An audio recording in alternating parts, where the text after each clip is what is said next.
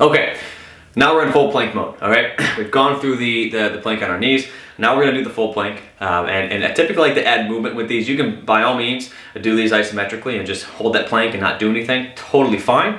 But the goal here is I wanna get these muscles moving, right? Holding something in a position is fantastic. And actually, in the beginning, if you're having issues progressing towards this with motion, by all means, doing the planks on our knees and adding in isometric planks on our side is a great way to go, especially if you're just having issues just with the motor control, and B, it's just too tough. So you can do that as well, but the goal is, hey, let's progress towards this plank of on our side and going and progressing up and down. So let's do it. Same tips as the plank on our knees, right? No DB shoulders. We don't want this. A great way to do that is set it down and back, add that rotation. It's gonna really help us out. And also now think about, we're gonna have our, get that roller out of there. We're gonna have our toes pointed. So toes are pointed, glutes are squeezed, and the reason we want our knees straight, toes pointed is this is sending a neural signal back up through the system where it's going to help engage our glute max, right? So if I'm here, this is a flexion position, and it helps you, right, when my foot comes up, my knee wants to bend, my hip wants to flex.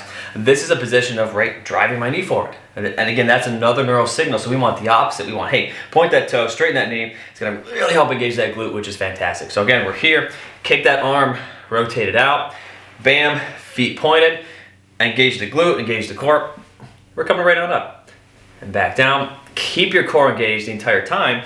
As we are doing this, really flex it on the way up and making sure we're coming into a nice line here, right? We're not just coming up halfway. And if you come up halfway, you're gonna feel it. You won't feel it as much in your glute or in your car, in your core, right? Thinking about cars. And also remember, hey, try not to have too much wobbliness of hey, coming back too far, coming forward. If you start having some twinges in your low back, that might be a reason of, hey, you're rotating a little bit more than you should be. And think, hey, nice and straight, this arm straight up towards the ceiling. Again, add that rotation there. Just a great way that we can utilize the plank to improve our core, in particular our oblique muscles, our transversus abdominis, our quadratus lumborum, and also our glute med, while practicing good positioning.